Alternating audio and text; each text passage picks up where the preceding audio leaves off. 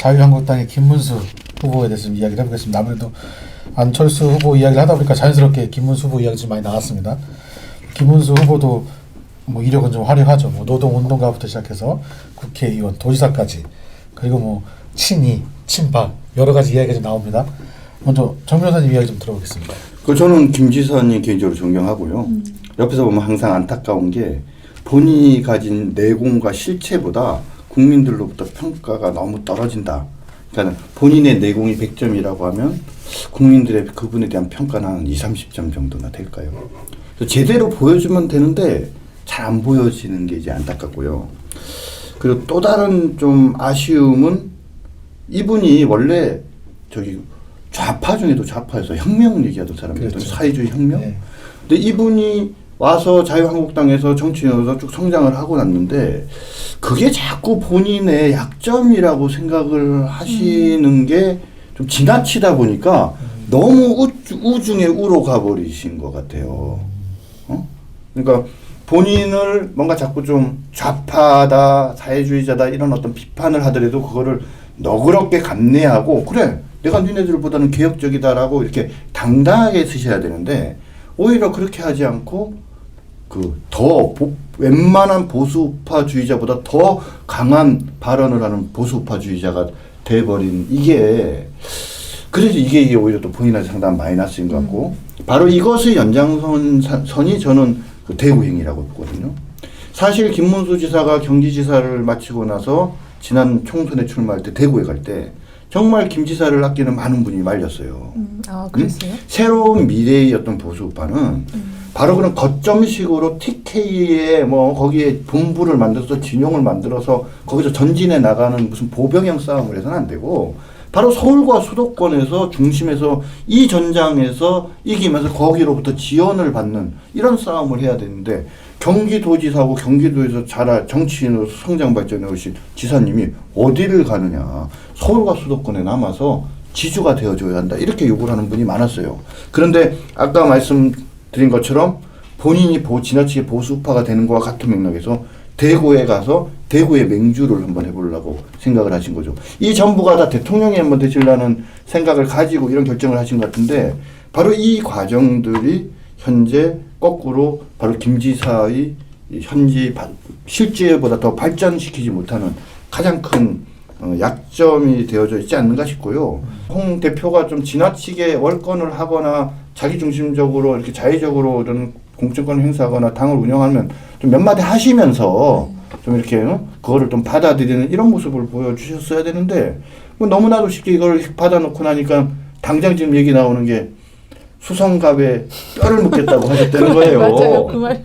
근데 막 그런 게 막 돌아다니고 하니까 이게 좀 표현이 좀 폼이 안 나버리지 않습니까? 그래서 참 어려운 독배를 드셨는데 대구행을 선택한 것 못지않게 개인적으로는 아주 잘못된 선택이 될 수 있다라고 좀 걱정이 되고요. 그 연장선상에서 바로 이러한 김문수 지사를 가지고 우리 자유한국당이 승리하기는 참 어려운데 그래서 제가 또 홍 대표한테 꾀주머니를 열었는데 듣지를 않아요. 안 만나시겠다고 생각하고 계시잖아요. 예. 이 소장님께서 어떻게 보시나요, 김문수? 아니, 그러니까 지금 금방 말씀하신 것처럼 사실 이게 김문수 후보님은 경기도지사를 오래 하셨잖아요. 그리고 뼈를 묻으러 대구를 가셨는데 지금 거기에 대해서 사과 한 말씀 없이 서울로 오셨는데 과연 서울을 아는 사람인지 지금 그런 얘기도 있어요. 지금 어디 사냐 도대체 서울에 사는 건 맞냐 이런 얘기도 있거든요.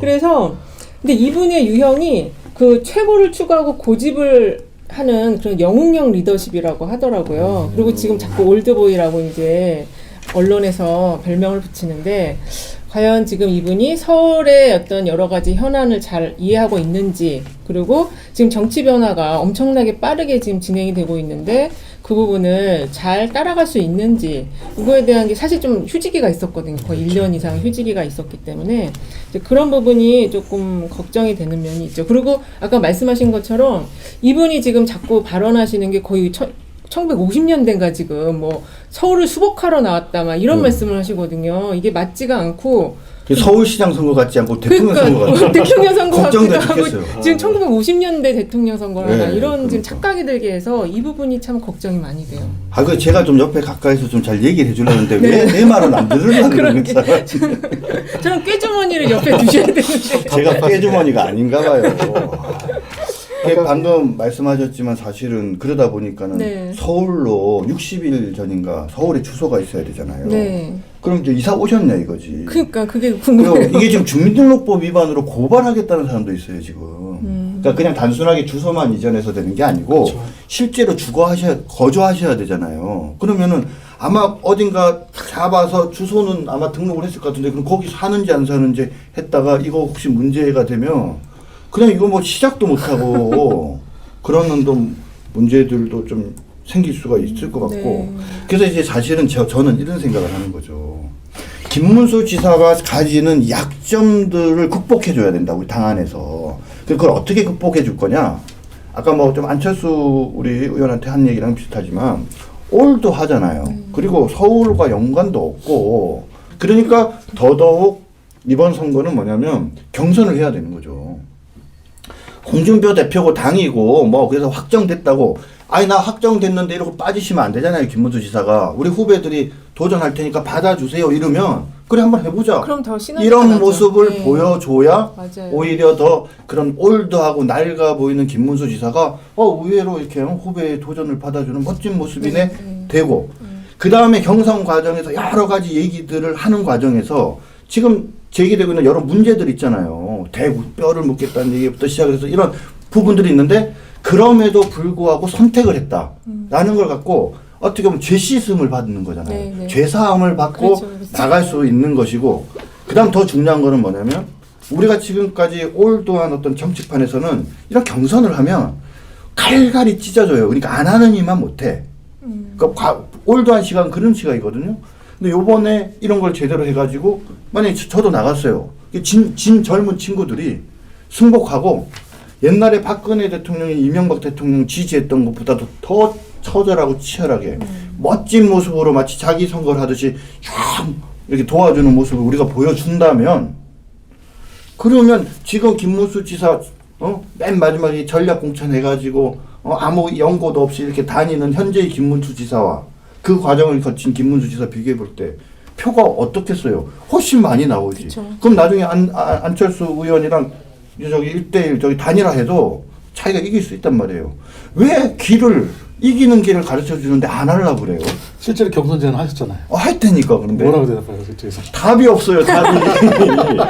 이 소장님께서는 김문수 후보의 장점이나 뭐 이런 게 어떤 게 있다고 보시나요? 글쎄 지금 그 정치적인 그 휴지기가 있어서 장점을 좀 찾기에는 좀 상당히 좀 시간이 좀 필요해요 저도. 근데 그 하나의 단편을 보면 최근에 그 미세먼지 문제와 관련해서 돌에 물 뿌리면 된다. 이거를 봤을 때는 이분이 지금 정말 정책 이해도가 떨어지지 않나 그런 생각이 들고 이 정치인은 아무래도 이 언론인들과 친해야 되거든요. 기자들하고 친해야 되는데 기자들이 지금 거의 손잡벌이잖아요. 이 사람들과 대화와 소통이 과연 될 수 있을까? 지금 돌에 물 뿌린다 이런 거 갖고도 막 거의 희화화되고 있거든요. 그러니까 그런 부분에 있어서 김문수 지사에게 정말로 지금 필요한 거는 어떤 동반자적 리더십, 그 같이 정치하는 사람들과 저런 분들과 같이 동반자적인 리더십을 가지고 이 시너지를 만드는 리더십이 지금 굉장히 필요한데 과연 이분이 할 수 있을까? 그래서 좀 걱정이 돼요. 진짜 걱정하시는 것 같은데. 걱정이 정말 됩니다. 이 소장님께서 얘기하셨지만 김문수 후보가 휴지기를 좀 많이 가졌었습니다. 네. 예. 그러다가 본격적으로 언론에 이렇게 등장하기 시작한 게 이제 태극기 집회를 하면서부터였어요. 근데 거기서 상당히 극우적인 발언을 많이 하셨죠. 예, 어떻게 보시나요? 뭐 극우적이라기보다 근데 아까도 이제 말씀드렸지만 이 태극기 집회는 일단 사실은 오해하는 분들이 많아요. 좀 좌파적인 시각이 강한 분들이 의도적으로 왜곡시킨 분들도 있고 잘 모르는 분들도 사실 홍준표 대표도 잘 모르는데 태극기 집회에 나온 사람들이 누구냐 이렇게 얘기를 하면 어떤 사람들이냐면요. 나라가 갑자기 대통령이 막 탄핵이 나고 뭔가 좀 좌파적인 분위기로 일색으로 가는 것 같으니까 이 자유민주주의 대한민국이 혹시 흔들리지 않을까라고 걱정하는 그런 어떤 분들이 나오신 거예요.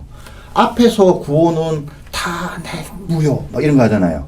박 대통령 무죄다 석방하라 이렇게 얘기하잖아요. 거기 온 분들 중에 거의 대다수는 그런 거에 동의해서 나오신 분이 아니에요. 그럼 뭐에 동의해요? 방금 말씀드린 거죠. 나라가 너무 한쪽으로 가면서 이먼 지나치게 좌파로 가면서 종북 세력들이라고 표현되어지죠. 좀 종북주의적 성향이 강한 사람들의 발언들이 세지고 그러면서 정말 이 나라가 좌파의 세상이 되는 게 아니냐라고 걱정하는 그런 마음들인 것이지 그게 뭐 박근혜 대통령 무죄다 이렇게 얘기하는 사람들은 사실은 앞에 있는 일부 사람들이거든요. 그런데 이 문제 이제 여기서 우리 그 김문수 지사님이 태극기 집회 가셔서 얘기들을 이제 하시는 과정에서 그러니까 이제 좀 아까도 말씀드렸지만 너무 이제 자아에 대한 오해를 받으셔서 그런지 너무 강하게 말씀을 하시다가 여러 가지 좀 실수들을 많이 하셨잖아요. 그러니까 박근혜 대통령님 돈 한 푼도 받은 적이 없는데 억울하다 이렇게 얘기했다가 나중에 지금 문제가 됐지 않습니까? 국정원 이런 문제들 같은 것들인데 근데 이제 요런 부분들이 좀 뭐랄까 그 김문수 지사님이 오히려 좀 다시 한번 좀 반성하고 좀 재고해 봐야 되지 않는가라는 생각이 들고요. 이제 이 소장님 얘기 좀 들어볼게요. 이 소장님은 김문수 후보 행보 어떻게 좀 보시나요? 일단은 지금 자꾸 이제 김문수 후보가 태극기 집회를 찾고 있고 가서 핵에는 핵이다 막 이런 이제 좀 강경한 지금 발언들을 하고 있는데 사실은 이게 홍준표 대표는 보수표를 결집시키고 복원하기 위해서 김문수 후보를 데려왔는데 지금 김문수 후보는 그 의중을 못 잊고 이 친박표를 더 결집하는 그런 쪽으로 그래서 내가 더 강경하게 나가면 더 결집이 될까 이렇게 지금 하는 것 같은데 지금 전체적인 사회 분위기가 남북 정상회담이 이루어지고 지금 북미 수교가 만약에 된다면 그 보수 진영의 그 새로운 어떤 반공 이데올로기가 이제 옅어지는 거거든요. 그러면은 지금 말씀하신 것처럼 보수의 그 기존의 그런 입장이나 태도들이 많이 바뀔 수가 있어요. 근데 지금 김문수 후보는 그런 시대 흐름을 읽지 못하고 지금 딴 얘기를 자꾸 하고 있는 거거든요. 그래서 대변인이 말씀하셨는데 이 지금 안철수 후보도 이 중도에서 보수로 가는데 지금 이렇게 정체성 논란에 휩싸이고 있잖아요. 근데 지금 이 김문수 후보는 더 심하거든요. 지금 저기 완전히 그 노동계 대부에서 지금 보수로 가고 있는데 준비 없이 지금 아까 말씀하신 것처럼 그냥 덥석 받은 거예요. 왜냐하면 자기가 어떤 재기의 기회가 왔기 때문에. 그래서 근데 제가 보기엔 재기라기보다 그냥 복귀의 기회가 온 거예요. 이분한테는 그냥 정치 인생이 그냥 유야무야 끝날 상황에 처해 있었는데 덥석 서울시장이라는 게 굉장히 의미가 서울특별시장이라고 그러잖아요. 그거를 기회가 오니까 그냥 복귀의 의무로 받아들였는데 과연 이 지금 전혀 당 정체성과 이 맞지 않는 이 흐름 그러니까 자꾸 이제 오버된 지금 이 이야기 말들을 하시는 거거든요. 그래서 이제 이거를 잘 극복해 나가실 수 있는지 그리고 말씀하신 것처럼 그 홍준표 대표와의 이제 지금은 서로 좋은 관계를 유지하지만 서울시장 끝나고 나서 이제 전당대회 곧 있게 되면 이 부분이 지금 갈등 관계로 갈 수밖에 없거든요. 그래서 그런 부분을 볼 때 그럼 혹시 또 이 한국당 안에서 또 두 개로 갈리는 거 아니냐 그런 생각도 좀 들어요. 또 분당이 일어나는 거 아니냐. 그럴 가능성이 좀 조심스럽지만 네. 그래서 이건 이제 말씀드린 건 홍 대표의 생각이고 그렇다고 이제 하면은 실제로 분당 상황이 벌어질 가능성도 있어요. 근데 저는 그 지점에서 약간 이제 궁금한 게 김문수 대표가 유승민 대표하고는 또 뭔가를 할 수 있을 것처럼 열어놨거든요. 그러니까 그거는 김문수 지사랑 저랑 제가 말씀드린 생각이 많이 다르잖아요. 네. 근데 이제 저는 그래서 오히려 안철수 의원이나 좀 우리 미래당 쪽에서도 그렇고 우리 당에서도 그런 생각을 하는 사람들이 있는데 바로 자기 중심적인 이 뭔가 정치의 어떤 앞으로 이후의 어떤 시나리오를 135 시나리오야 그래서 자기 중심적으로만 보고 거기에 반하는 것들을 잘라내는 것은 본인의 정치 생리나 정치 목적에는 분명히 맞는 최선의 길이지만 그것이 당을 죽이고 그 보수파를 죽이고 대한민국을 죽이는 길이라면 본인이 살라고 옆에 사람들과 나라를 죽이는 거잖아요. 그러니까 그런 일을 못하게 해야 되는 거라고 보시고 그래서 좀 비슷한 생각을 하는 사람들이 새로운 고민들을 하는 거예요. 그래서 오히려 만약에 홍 대표가 계속 그런 길을 간다고 하면 오히려 좀 안철수 대표나 이런 분들이 좀 자유한국당 쪽 내에 있는 그런 분들이랑 잘 좀 서로 이렇게 이야기를 좀 협의를 해보시고 좀 서로 얘기를 하셔가지고 그래서 좀 더 큰 울타리를 정말 이제는 보수의 적통이 누구에게 있는가? 이 부분에 대해서 조금 뭐랄까 큰 고민을 가지고 사실 제대로 가져가시려고 하는 고민도 필요하다고 봐요. 네. 지금 자유한국당이 이대로 가면은 지금은 보수파 지지자들 생각이 이런 거거든요. 홍준표 대표가 마음에 들진 않지만 네. 행태가 마음에 들지 않지만 그래도 제1당이니까 그래도 홍 대표가 당대표니까 중시로 뭉쳐야 돼 이런 생각을 하다가 요즘에는 무슨 생각을 하냐면 이거 홍 대표가 당대표로 있으니까 이게 오히려 지금 뭐냐면 이게 마이너스가 너무 커서 이 홍 대표를 얼굴에서 좀 내려야 뭔가 문제가 해결되는 게 아니냐라는 생각을 하는 사람들이 이제 생기기 시작하는 그런 상황이거든요. 이 박원순 후보, 안철수 후보, 그리고 김문수 후보. 사실 셋 중에 김문수 후보가 열세인 게 사실인데요. 과연 김문수 후보가 어떻게 해야 될지 뭐 단일화 문제 포함해서 한번 의견 좀 나눠주시죠. 저는 김문수 지사가 이번 서울시장 선거에서 승리할 수 있는 유일한 방법은 두 단계를 제대로 거쳐야 된다고 봐요. 첫 번째는 당내 경선을 해야 됩니다. 제가 앞서서도 말씀드렸지만 본인이 현재 서울시장을 출마한 것 자체가 좀 명분에서 많이 떨어지는 게 있거든요. 그것을 당내 경선을 통해서 젊은 사람들과의 경선을 통해서 죄시씀을 받아야 돼요. 면죄부를 받아야 된다고 생각을 하고요. 그래서 좀 떳떳하고 자랑스러운 자유한국당의 후보로 이제 또 쓰게 되면 그 다음에는 안철수 의원과의 단일화를 반드시 추진해야 한다라고 봅니다. 어떤 사람들은 안철수를 지지하는 사람들과 김문수를 지지하는 사람들이 지지 기반이 다르고 성향이 다르다라고 얘기를 하는데요. 저는 그렇게 생각하지 않아요. 아까도 말씀드렸지만 그 사람들의 대부분은 지난 문재인, 박근혜 두 사람이 대통령 선거에서 대부분 박근혜 대통령을 지지했던 사람이거든요. 그렇기 때문에 지지 기반이 다르다 이렇게 얘기하기는 어렵고 조금 성향적인 면에서 그래서 여러 가지 현안에 대해서 약간 가치가 충돌되고 의견이 다른 부분들은 있지만 대의를 위해서 미래의 대의를 위해서는 충분히 함께 할 만한 부분이 있다라고 생각을 하거든요.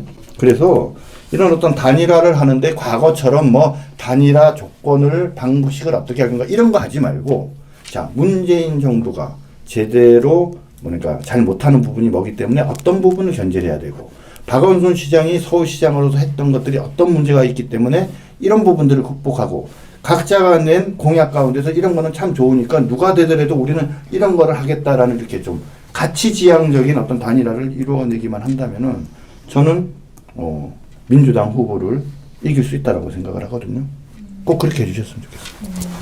지금 이제 최근에 이렇게 각 당 후보가 결정이 되면서 민주당은 아직 결정이 안 됐지만 그 후보 지금 이미 김문수 후보하고 안철수 후보 합치면 거의 40% 가까이 돼요. 그 인물 경쟁력 쪽에서 높은 지금 당보다 높은 지지율을 보이고 있는데, 근데 그게 실제 단일화가 이루어지면 그 정도를 유지할 거냐는 제 생각에는 유지가 안 된다라고 보고, 그래서 중요한 게 그걸 유지하기 위해서 지금 우리 정 대변인이 말씀하신 그런 내용들이 이루어져야지 그게 유지가 될 수 있는 거거든요. 그렇기 때문에 지금 가장 중요한 거는 김문수 후보가 왜 서울시장에 나왔는지에 대한 명분 있잖아요. 이게 서울 시민들에게 충분히 납득이 되고 공감이 돼야 되는데 지금 이걸 만들질 못하고 있고 자꾸 딴소리를 하고 계시거든요.